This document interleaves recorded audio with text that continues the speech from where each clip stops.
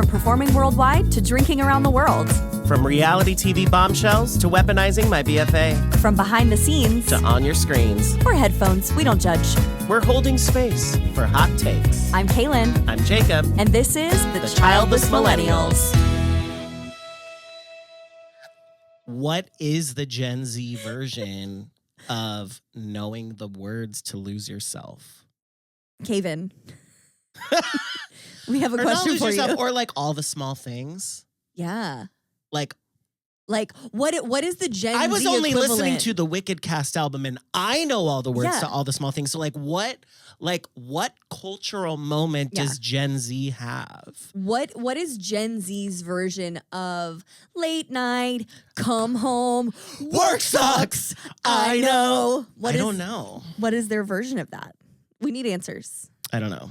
Welcome to the Childless Millennials. Welcome to the Childless Millennials. Are you ready? L is becoming like violently millennial. Oh, L is in like the publication. Yes. Why millennials won't and shouldn't stop dressing how they want. Oh. No, but it's very positive. Oh. It sounded like a read. That's a strange, okay. But basically, it's this article talking about how millennials are like wearing whatever they want, Mhm. and like it's like we've collectively skipped the moment that we were supposed to dress like adults and instead kept using fashion as a form of self-expression. Correct. I'm wearing a Mickey Mouse t-shirt. The part of the article that's very Kaylin Kelly coded. I have a few hypotheses as to why millennials aren't dressing older. The strongest, we just keep getting hotter. And we're hot. And we're hot. And then she goes on to basically talk about how like we all got way hotter after high school. Yes. So it's like, duh. And then the other thing too is that she's talking about like how we always like our fashion sense in high school was like we were wearing what people wore to the office. Correct. Because why was I showing up at school in like an A-line pencil skirt and ballet flats and a blazer? No, she literally brings was up. I doing that? She literally says we've done our time in pencil skirts and sensible flats. But she says we accidentally dressed business casual for most of our young adult lives. I wore blazers to the club for a solid 10 years. Correct. So I remember this vividly. They did a production of Cabaret at a theater in Orlando. And I had never seen Cabaret. I was so excited. I like really wanted to go. So I went with some of my friends. Tell me why I wore like a sensible nude heel, a like just above the knee pencil skirt with like a corset top, not too much cleavage, just enough A for nude Cabaret. heel is A sensible nude heel crazy. and a blazer. Why did I wear that to a production of Cabaret at the Abbey in downtown Orlando, Florida? What was I doing? And then we absolutely went out afterwards, and I was in my sensible pencil skirt. Oh, yeah. Why did I do that? I mean, Hannah Montana was wearing like metallic blazers. Yeah, well, I would still wear a metallic blazer. No, I know, but I'm saying like, why was a 13-year-old wearing a why blazer? were we doing business cash? Why were we doing that? Pop Princess Business Cash. Pop Princess Business Casual. That's Cassie's next show costume for Decom Live. Pop Princess. No, but like really though, now I'm thinking about it, and I'm like, some of the outfits that Sharpay wore in High School Musical. She shows up in the first very in a business and the casual pink coded. the off-brand Chanel tweed with the like jacket. Do you think it may have been for women specific, like for girls? Do you think it may have been because of Legally Blonde? Like, do you feel like that was an influence? Maybe was like the Elle Woods, like Legally Blonde aesthetic, kind of informed that a little bit. Yeah. Meanwhile, the men were out here wearing bootcut jeans and a t-shirt. Correct. Because when we were doing research for DCOM Live, we were like, Nikki, we gotta like punch up the guys, and he was like, "That's what they wore." And then we pulled up the references, and we were like, they're literally in True Religion bootcut jeans. The girls would have on tights that were like mid-calf tights with a skirt over it, 3 belts slung low on the hips, a short sleeve t-shirt with a tank top over it and probably a vest as well with some layered necklaces of different lengths, a headband and glasses. Yes. And the guys were like, jeans and a tee. Yeah.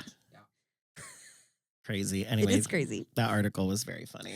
I also saw a couple of headlines. Unlike Jacob, I did approximately zero research. I read the headlines. I saw them on an Instagram post, and we're gonna roll with it. One of them, millennials are the drunkest generation. Discuss. That's all it said. What else are we supposed to do to cope with the world? What else are we supposed to do? That's actually really, yeah. I made margaritas. Cheers. It's in 10 our o'clock at night. Fat, like Cheers. these fat. What are these even called? The like margarita goblet. Do you hear that, everybody? Not the ASMR. Not the tequila ASMR. There's so much tequila in this. See, I emptied a bottle. Whoops. I hate headlines like that because, like, we didn't get a fucking sexual revolution in the 60s. That's true. We weren't out here doing acid in fields and... Speak for yourself. Kidding. I'm totally kidding. I've never done that. Everybody got it. Yeah, so that was just one headline that I read. And then another one that Connor actually sent to the group.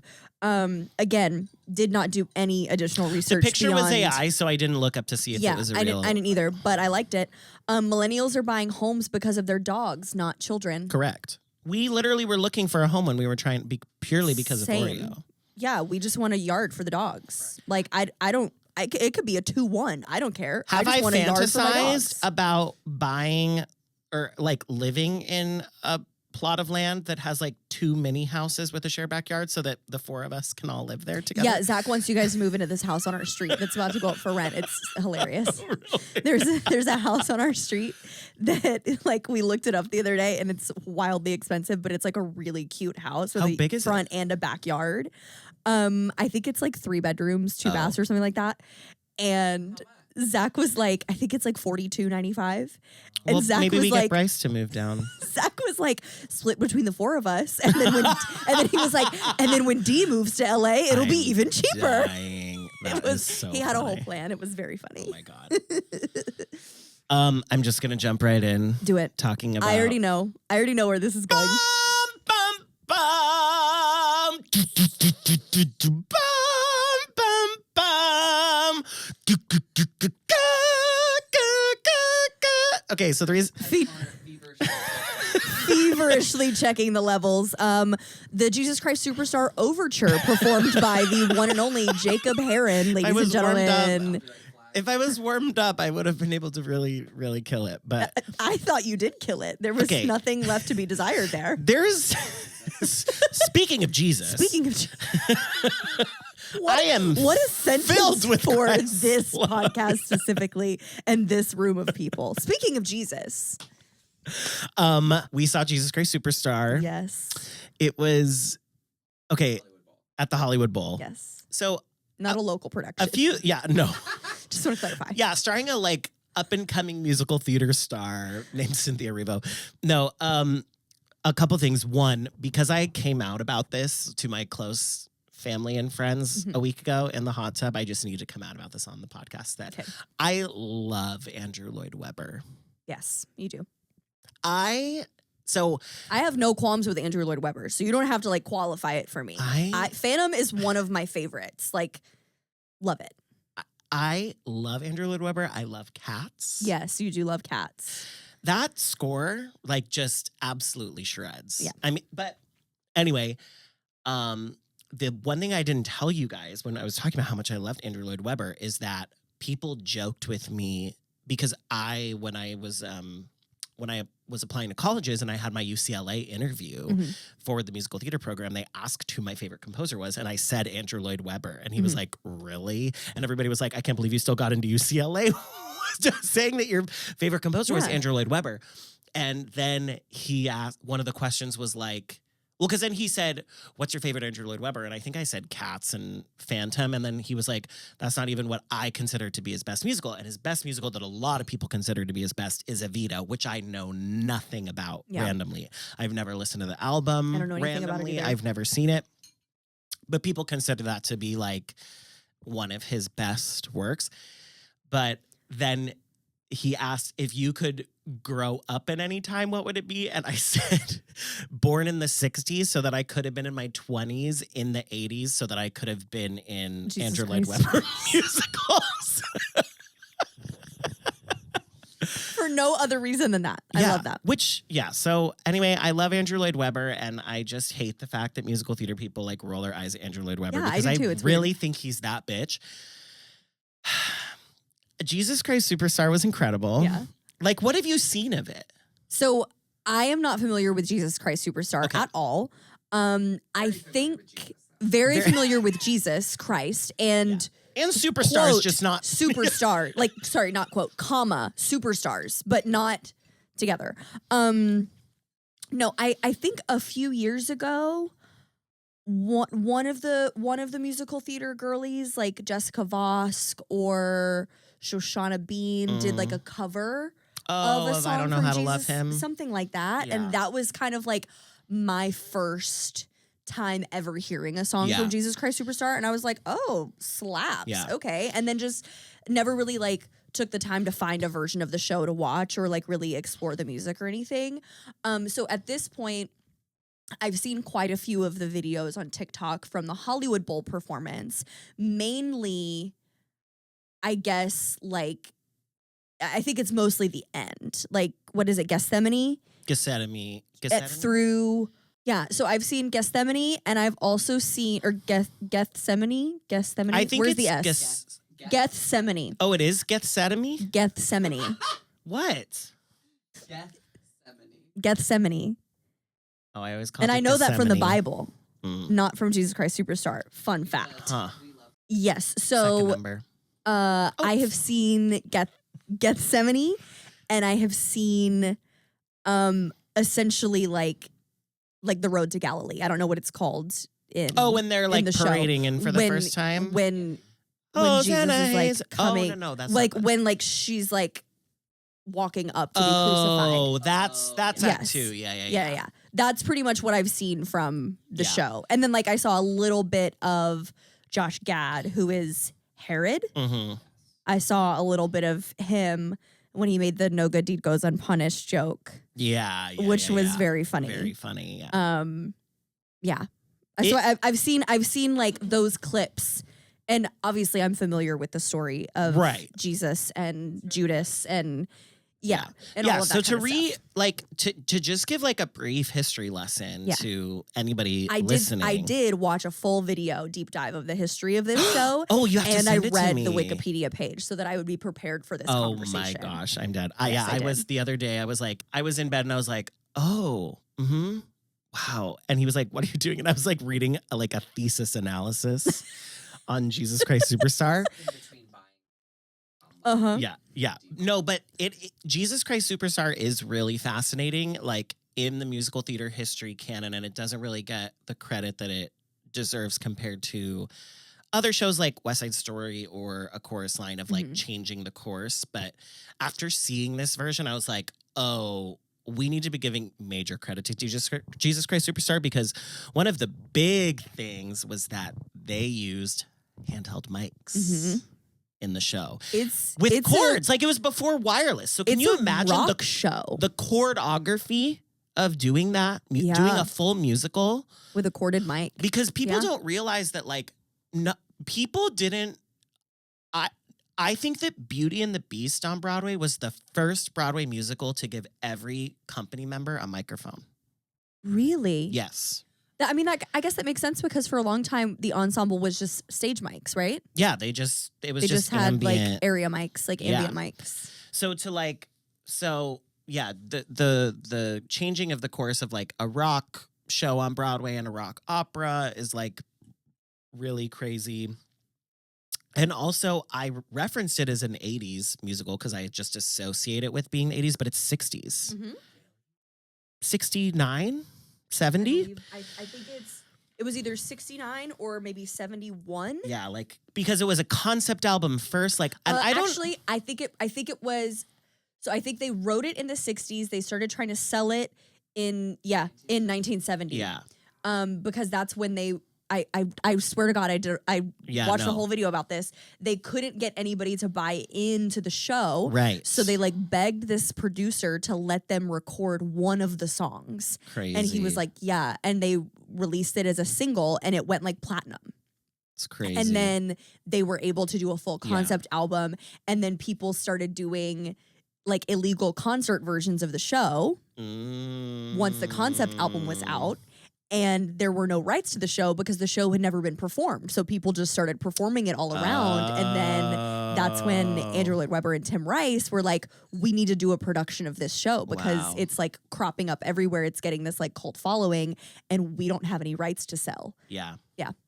It's the history of it is so interesting because it also was like this like Vietnam War time. By the time it made its way to America, right? It's like the musical really like humanizes the story of Christ in a way that a lot of Christians found like very controversial. Yes. Like as Connor said, like the sort of like not like revolutionary, but like revolutionary part of the story is Gethsemane. Mm-hmm. That's absolutely going on TikTok. A supercut of every time we say Gethsemane. I thought it was Gethsemane. Gethsemane. I don't know. If you're my grandma, it's Gethsemane. Yeah, that's what I. Anyway, it's Gethsemane. Hilarious. Because basically, I did not know that like the teaching of the church is that Christ was in the garden, basically like praying for there to be another way. But in the musical, it's like Jesus coming to the realization that like I have to do this to get my message to the world in like this very human way. Anyway, I'm just gonna say it. I found, because you know I'm gonna put my little like astute glass on as a scholar and say I found this production to be the most exciting musical theater live performance moment to happen since Hamilton. Like the only other thing I can think of is the Wicked movie, but I don't count that because it's a movie. But like as far as like, because for me, seeing it on the internet, this really broke through like just the community and like everybody in all sectors were like aware of it. Yes. I've been seeing that in the comments on TikTok too. Like when I watch the videos, I always go to the comments and people are like, I don't know what this is, but this is amazing. Yeah. Like, can somebody tell me what this is from? Right. And it's like you said, it really is bringing people in beyond just the normal musical theater people that would know Jesus Christ Superstar. Yeah. And what I said to the reason I was so obsessed with it was because I had seen Jesus Christ Superstar a bunch of times and I was like, man, I listened to the album like a few times through because I like all of Andrew Lloyd Webber's like themes are so big and grand like that, like bam, bam, bam. It's just like so epic, you know? But it like seeing it at the Hollywood Bowl, like I would love for them to release a film of their thing, but I will say like the point of it all was that it was live at the Hollywood Bowl and like the way that the entire theater was like locked and loaded into every second of it and like did not move. People were not getting up and walking and living their best life. Like everybody was so locked in it and I was thrilled that we were not close. Yeah? Yes, because the bowl is sometimes so big that like when you do, like I didn't look at the screens like once because the show was like directed and designed from such a like large scale that you didn't need to see their faces to like see what was happening. Yeah. Like when they give Jesus the 39 lashes, like I thought I was gonna throw up. Like it was horrifying to watch because like every hit, like which is usually how it's staged, but like every hit you're like blinded with like red. Yeah. You know, and like the way that they make you sit through that and just the tableau of like Cynthia like tied up and just it was the production was so big, and it's such a big score and a big sounding dramatic score that like seeing it live like that was like, this could never translate in a recorded version. Like, I want there to be a pro shot of it because I want to see it. Mm-hmm. But I also do feel like, and I hate to be this way because I know a lot of like Broadway elitist people are like this, which is like, it's meant to be seen live and not on a recording. But and they should release it. I do think they should. But I do know that there inevitably will not be the same.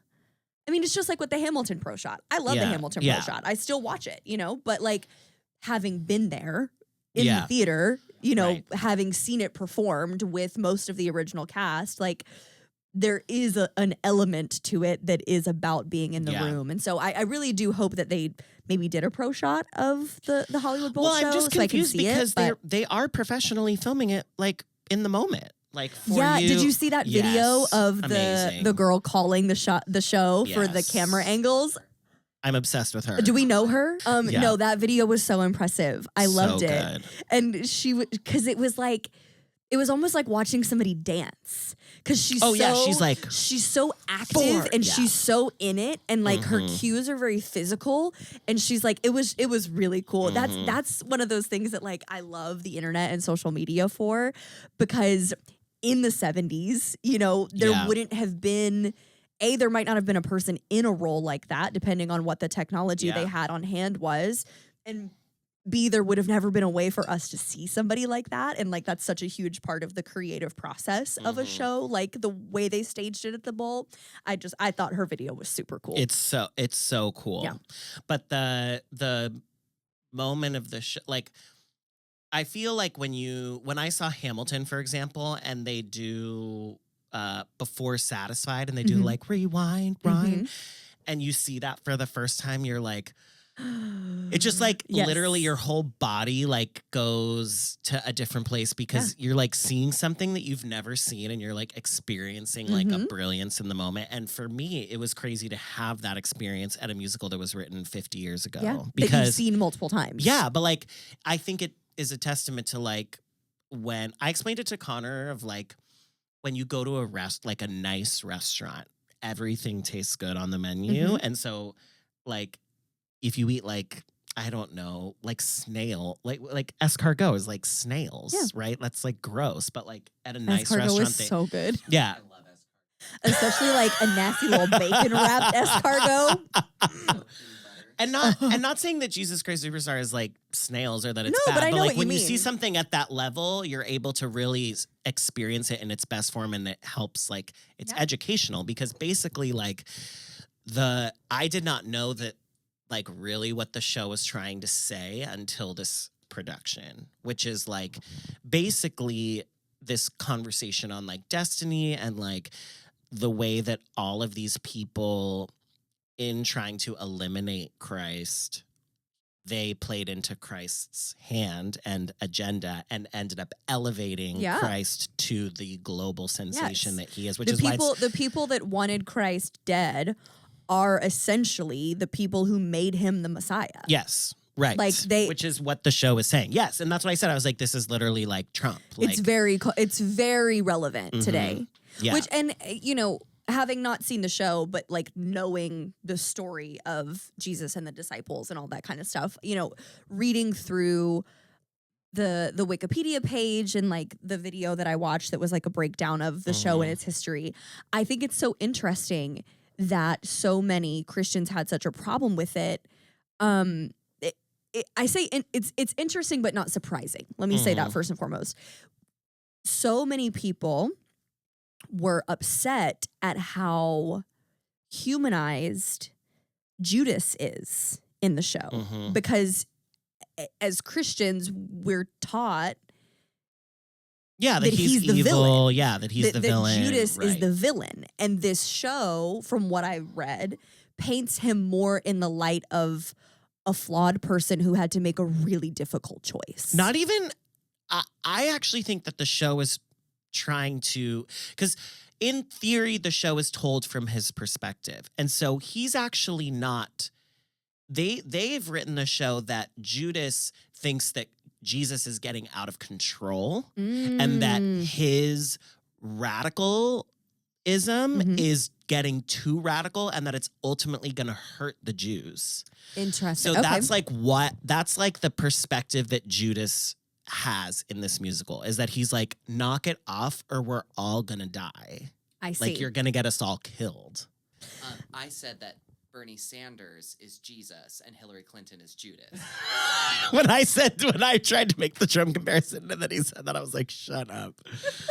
It's so true, though. Yeah, no, but it's because the show, that's what was so cool about Singing at the Bowl, is because like it's like how I would say Book of Mormon is really not about Mormonism. It's about like American Christianity. Yeah. You know, it's like always about something bigger, and like Jesus Christ Superstar is just really about like Book of Mormon is about colonization. Yeah, at its core. Right. It's less about where we're at and what religion is involved. It's at its core, it's a story about colonization. Yeah. And Jesus Christ Superstar is a story about power and infamy. Yeah. Which is why it's Superstar. Yeah. You know? But the like 20 minutes of the from the 39 lashes where they're playing that like dunk dunk dunk dunk dunk dunk, well, he's just like 1, 2, and you have to sit there and watch the entire fucking thing with that music underlying into, then it was like, I will like, it's burning my brain. Then when they crowned Cynthia with the crown of thorns, she like looks up and every mover in the entire Hollywood Bowl at like 100% brightness like shoots down on her, and the whole symphony plays that theme of like bum bum bum, because she's essentially, after the lashes and with the crown of thorns, she's like, Jesus is being crowned as Jesus. Yeah. Like, it was basically like Jesus was not Jesus until this that moment. Yeah. And I was like, oh, like that's why the show is so brilliant, because it's like acknowledging the like the sick human dynamics of all of it, you know? And so it was like, because I've never seen a musical at the Hollywood Bowl, actually. And to be honest, any video I see of musicals at the Bowl, they always look so like chuggy. Like, I don't actually think I've ever seen an actual musical there either. I've seen shows there. But no, the reputation of musicals at the Hollywood Bowl is like when they do Hairspray and you have like Marissa Janet Winokur, who like originated Tracy Turnblad, like reprising her role when she's like 30 years too old to play it. Nick Jonas is playing Link Larkin. No. Like, it's always the like, Northwest. I don't, Nick Jonas played Link. Yeah. It's always this like, I hate to keep saying SNL, but it's like the SNL version in the sense of like just crazy stunt cast. Yeah. Like, you know what I mean? It's not, but this production was giving every like high quality casting choice. Like, yeah, like he was like, Cynthia as Jesus like is a stunt cast, but it's a highly qualified stunt cast. Yeah, but it's also like, it's an exciting, it's the reason that I don't consider it necessarily like a stunt cast is it's not like, oh, look, it's Cynthia Erivo. Like the way that you're like, oh my God, it's Nick Jonas in the flesh. You know, like that's not really the point. Like, it actually is like an exciting creative choice. Yeah. Because to have Jesus played by a Black queer woman was like, and to watch a Black queer woman get whipped on stage, I mean, it was sickening. Yeah. And it should be. It should be. But like, I actually felt that this was the best I've ever seen the show work, because it's always been weird to me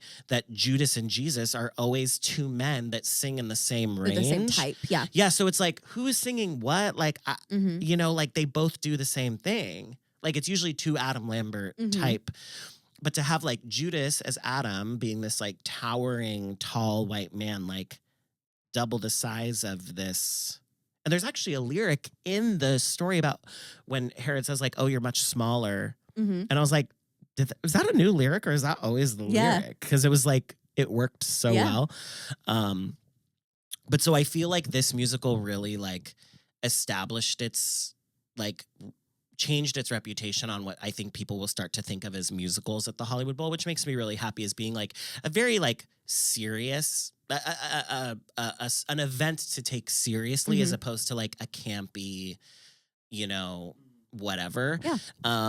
And that makes me really happy. And it also confirms like why I'm happy that I left New York, because I was like, this is the most exciting musical theater thing I've seen or wanted to see in years. And it didn't happen in New York. It happened in LA. It happened in LA. And I feel like that's also a really good show, like a rock opera that is staged naturally from its inception as a concert.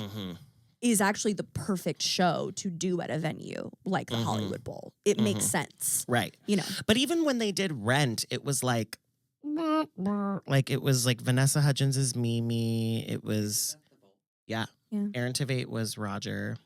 Which, by the way, also like really, I don't know what time we're at. Oh, just like quick tangent. So like I grew up with Adam. He went to like the high school like down the street from me. Lambert? Yeah. Oh, that's cool. Yeah. So like I did a show with him at Moonlight. I was Michael in Peter Pan. He was Captain Hook. That's cool. Yeah. Yeah. And he was just like always that bitch. Like everybody that like had a brain knew that he was like going to be a huge thing. But I was just like thinking about, I'm just so happy that he had this really cool post where he was like, I got to play 2 of my dream roles in the last year. And I was like, I don't think people realize that like Adam has dream roles because the musical theater industry has never really like claimed him or gotten to claim him because he was, for what he deserved, he was very unsuccessful in musical theater. He was in the ensemble of Wicked doing, you know, like a thankless role for what he's capable of. Yeah. And he was the Fierro cover, but like the buzz was always like, oh, but he's like, what's the buzz? Which, by the way, Milo Manheim was so hot in the mix for that. I was dying. I was just in Zombieland the whole time because it was just Milo Manheim like, what's the buzz? Tell me what's happening. What's the buzz? And his like covered hold on. Who does Milo play in the show? Peter. Okay. Yeah, it's a smaller disciple role, but but Adam, when Adam was understudying Fierro, it was like, oh, but he could never play Fierro because like he's like too gay. Which we all know because of the tea that I spilled with you that I can spill on the podcast was that I was like at an event with somebody that was like very close to Wicked origin people that like they were concerned Jonathan Bailey was too gay for Fierro. And so now I'm like, oh, they considered Adam to be too gay for Fierro, which is why he never played the role full time. And then I was like, it's crazy because he was doing musical theater at a time when there was no roles for him. Like he was singing in a way that there were no musicals. There was no role for him. And then I was even like, well, what about Rent? And then I had this crazy realization. The 2 main leads in Rent, the 90s musical that we all associate with being about AIDS and gay things, the 2 leads are straight white men. Yeah. Roger is straight and Mark is straight. I thought Mark, it's not alluded to that he is straight, but he's Maureen's ex. And then Roger is dating Mimi. And so I was like, I can see a world in which Roger's bi, but I don't know if that's like canon. Yeah. Yeah. But I just was like, it's so insane because then I was like, oh yeah, like why did Adam never do Rent? And I was like, well, because he's not right for Roger and he's not right for Mark. And then it's not like a match made in heaven though. Like, you know what I mean? Like he'd be fine, but it's not like, it's not the best use of his. I want Mimi to be. That'd be interesting. I think it might take away from the angel story.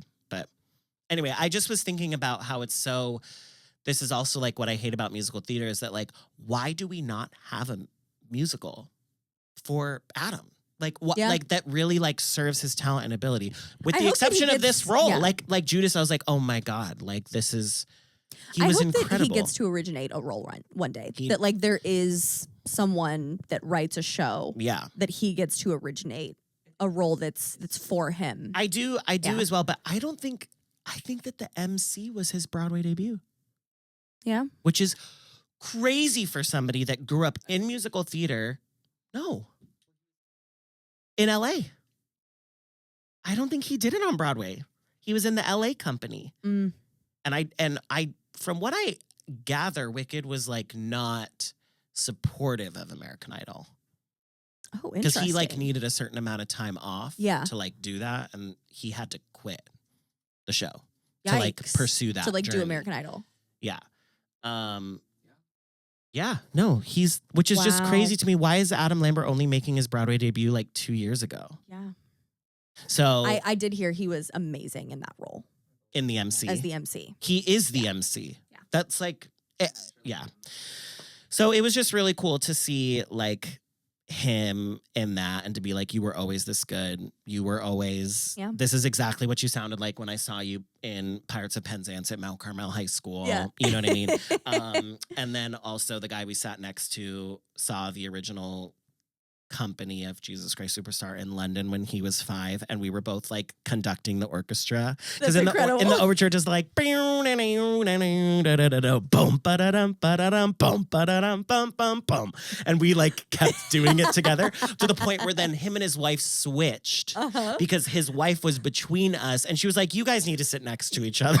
We're just gonna switch here so you guys can be besties. Yeah, so that's what you missed on Jesus Christ Superstar. Glee. No, it was absolutely incredible. It was totally revolutionary and amazing. And I just will never not be impressed by Cynthia Erivo. She's like the most insane. There's like really no words to describe how I feel about witnessing Cynthia Erivo. it really Just who she is. Like I think the only way you could have gone bigger than Elphaba is to play Jesus. Christ. I mean, I was like, she's playing Jesus. You know that God is a woman. You know, Ariana sent her a voice memo of her singing that when the casting announcement was made. Of course. Like, you know, absolutely. Yeah, she was unbelievable. And it was crazy because we like tried to find like some conservatives that were like mad about it just to see what they were saying. And I was like, there really is nothing to be mad about because she was it wasn't a woman playing Jesus. Yeah. It was just Cynthia playing Jesus. She had no makeup on. Yeah. It's not like she was in like a heel serving. She always has her nails. like- she will never be But without like her nails. she's like I loved the costuming for her. So I thought it was good. very, very Yeah. cool. I loved like the tattered, but it was still very flattering, but like tattered, and then like the boots, and then she was barefoot. And, like I loved the whole like evolution of her costume. And I will say last thing, sorry, I just like don't mean to nerd out about musical theater, but because when it was done, I turned to Connor and I was like, musical theater has the power to change the world. Because and he laughed at me just like you did. But what I love about moments like this is what I loved about Hamilton is like you could not make a movie with Right. Cynthia playing Jesus. Like only in the theater can you do really like disassociative casting. Right. And that's like what I love about it is that like I never once was like, oh, it's a woman or oh, it's Cynthia. It was Right. like, no, you're just telling me the story. I think the closest we've ever, I mean, this might be a radical statement because it's not like I've seen every movie ever made, but in the movies that I've seen, I think the closest we've ever gotten to something even remotely like that is dead ass Cinderella with Brandy. Oh yeah, totally. The closest we've ever gotten to that level of suspension of disbelief in film Right. is the Rodgers and Hammerstein Cinderella with Brandy, because no one ever questioned why, like, Whoopi Goldberg was married to a white man and had a Filipino son. Like, nobody ever questioned that. I think that's like the closest we've ever. No, gotten in totally. I cinema mean, it to was a that big thing level when they did the disbelief. Hairspray movie, like why, like how they made John Travolta like look so much like a woman because like it was like this was never supposed to be like convincing. No. It was always supposed to be like that's a man, but it's Yeah. So anyway, it was incredible.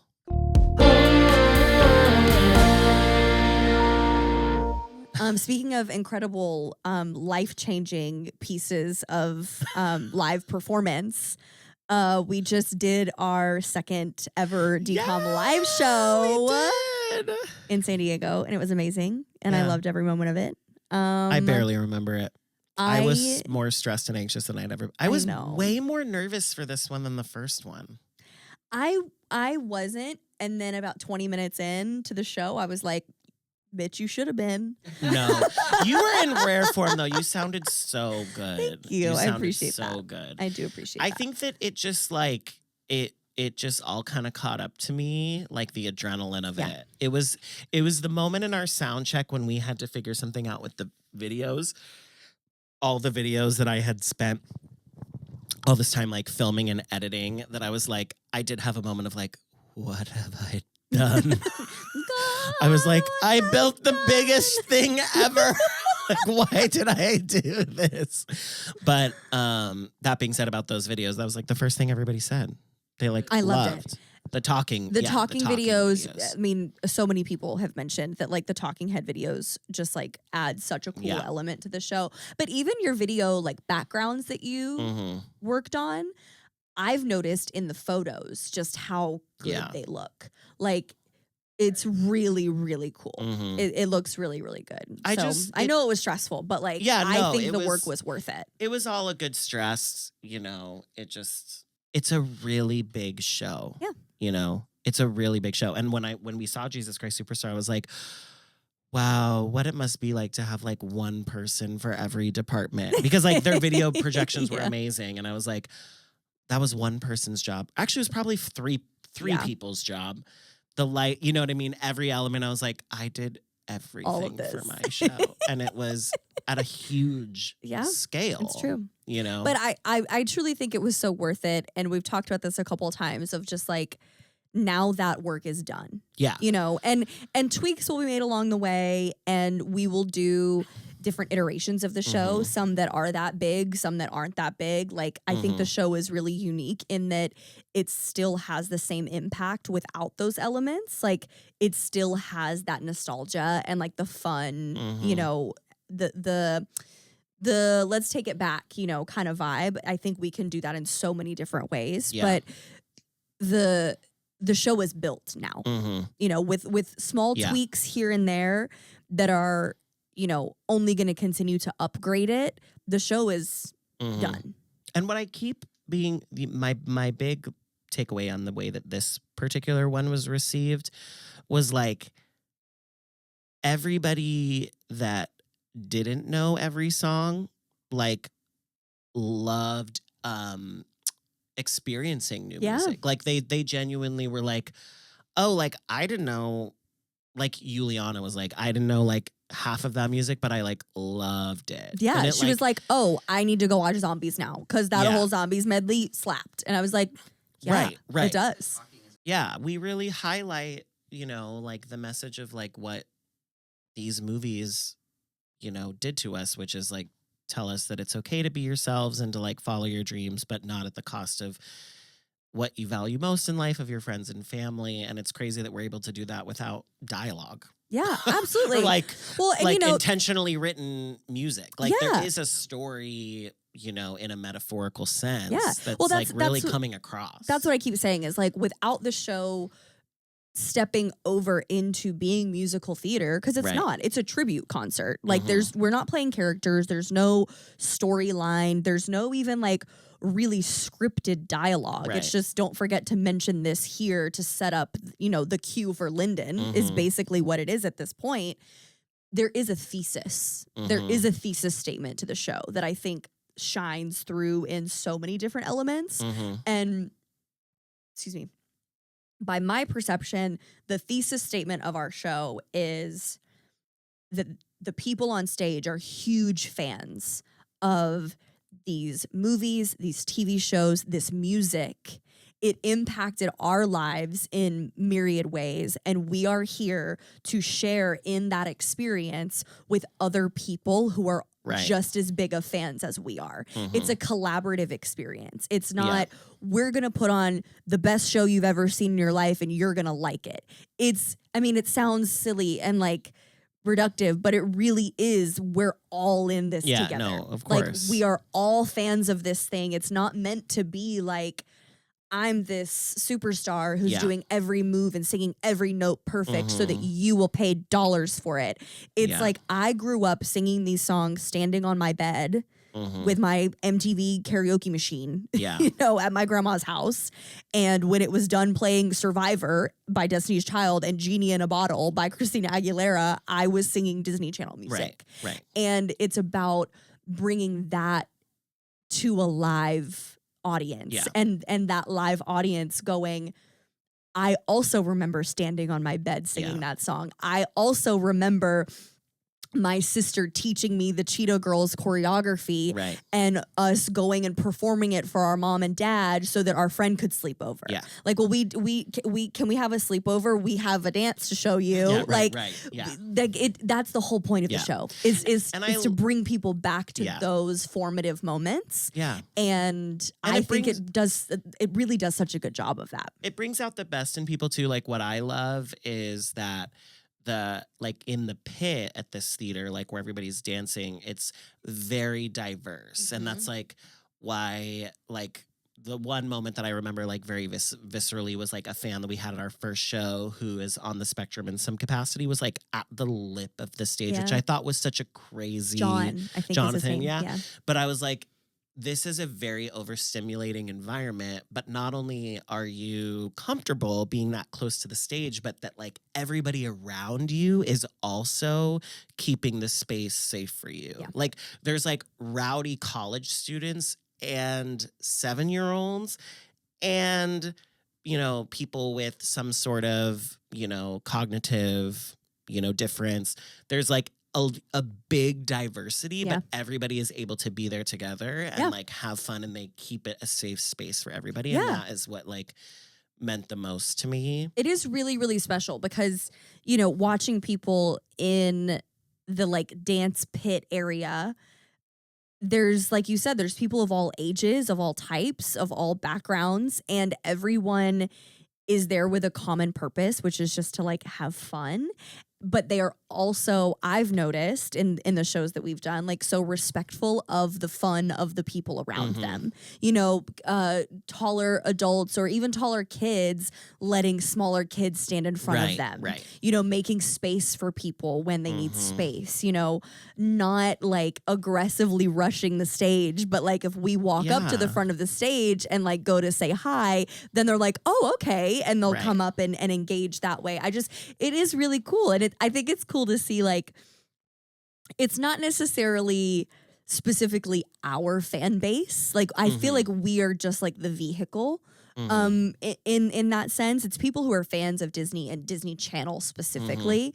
And it's just really cool to see the diversity of that fan base and the love and care and respect that the fan base has, not only for us, but for the fans that are around them. It's just really cool. And it's like, oh, like y'all are good people. And you always want good people at your shows. Yeah. I've literally been standing on stage and like watched people fist fight in front of me. The fact that, I'm not saying somebody's going to get a fist fight at a Disney Channel concert, but just seeing how, like you said, people make space for other people. They're kind and considerate while also being engaging with the show. Right. That just doesn't happen in every venue. No.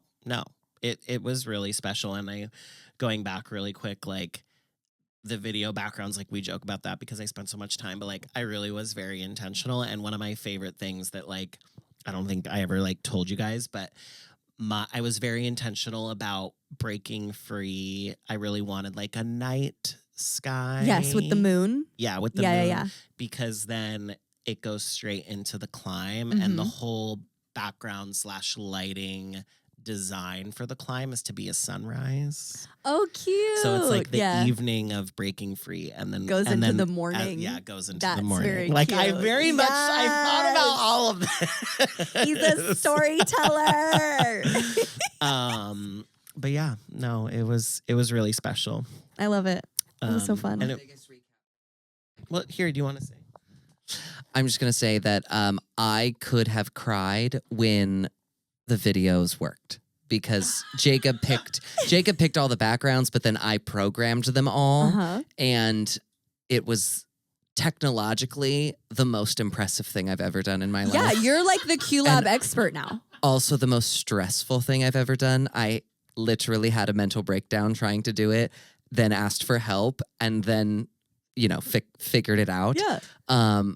And when they actually worked and we're like in the show and I like look around and they're seamlessly transitioning and the fades are perfect. I'm like, I fucking did that. You did. You did. The fact, If Adam Lambert is that bitch, Connor and Jacob are that bitch. oh, thank For you. Decom Live. It's true. No, the fact that we essentially ran a software program for the first time in performance is insane. Yeah. And it worked. And the only mistake was that the logo was on the screen when it wasn't supposed to be, and it was the best mistake of the whole show. Yeah, Because- honestly. Because it was when we had it was when we M-Dot, had M-Dot, yeah. appear. And Which so we didn't even talk about that. He's so cool. I literally like barely got to talk to him, and I'm so upset because I was like, this is like, I just was juggling so he said many he would come things. back. So Oh, you did? No, Yeah. he was so incredible. I thought it was like, he was just so down and game and willing to do everything. And did like, Zach tell you about his conversation with him? No. So after Which, if you're listening, M-Dot, who does the rap and it's on there is no competition, was our special guest. Camp Rock 2. Yeah, and he did it in the show. In the show, it was amazing. And like did like the original like choreo. It was very cool. He was awesome. He had like we're not doing original choreo. and we he's were like, like, "We're you not are. doing No, he had so much swag. Like he was so cool. But so Zach, filmed with your camera Yeah. from the front and then went backstage to put it back in the dressing room. Oh, yeah. And M-Dot was in the dressing room and was like, hey man, are you going to post that? Can I get your Insta? And Zach was like, oh no, that's not mine. That's so funny. But he said he was really cool and was just like, oh, okay, like I wanted to see it when you posted it. So I just thought it was really funny because Yeah. Zach was like, I don't have an Instagram. Like he That's like didn't so know funny. what to say. Which it came out good, right? I actually haven't watched it yet. Yeah. Good. I'm excited. It was great. And then literally the next day we woke up to 2 messages about bringing our show to Yeah. them, and we're figuring it out. And, Yeah. hopefully there will be just more and more DCOM Live. Yeah, I'm really excited about it. Yeah. I want to do it again soon because I don't like forgetting things. I Yeah. don't like. I want to do it again. And I honestly, like, for real, I've considered just like doing the show as my workout routine because I burned 3,000 calories doing that show. On your watch? My little Aura ring, What? 3,000 calories. The day of the show, I burned 3,600 calories. Oh my So I'm like, okay, God. so I could just do the show like, do the show once a week. yeah, like I'm just Yeah. gonna do the show like Tuesdays and Thursdays. Yeah. And because like Mondays I go to Disneyland, burn my calories there. Tuesday and Thursday, I'll just do the show at the house, Yeah. full out. I used to say And that your about girl's Book of gonna be Mormon. snatched. I actually really want us all to get into Orange Theory. Oh, Do you not like Orange Theory? The 4 of us. the four of And us. So Zach loves I Orange know. Theory. I've always like wanted to get into it. Zach but loves Orange Theory. Anyway. He's a big Orange Theory fan. All right. That's Jinx. Jinx. Monsoon. Oh my God. That's what we need to watch. The Jinx Monsoon Z-Way episode. Have you guys watched it? It's great. Yeah. I didn't watch we it did yet. Okay, we'll watch it. We'll watch it as a warm up to our archival recording of DCOM Live. Amazing. I love that for us. That Well, was really funny. Such that just happened. We're gonna be posting more videos on Instagram. Yeah. That's all I'm saying. Now that we've done this August show and I feel like I have more brain now power. that I'm like back to reality. Yes. Oop, there goes gravity. Oh. Yeah. Wait, is that Lose Yourself? Yes. Oh, we're bookending. Back to reality. Yup, Oh, there goes gravity. Yup, There you're goes so- gravity. Yup, you're so mad that you won't. won't. Okay. Anyways. Okay. That was our pre-pod warm-up. When Connor asked for mic checks, we just did the whole first verse of Lose Yourself. It was Violently Millennial. Anyway, thanks for watching. Thanks for listening. Bye. The Childless Millennials is a podcast hosted by Jacob Heron and Kaylin Kelly. The show was produced by Connor Warren Smith with music by Connor Warren Smith.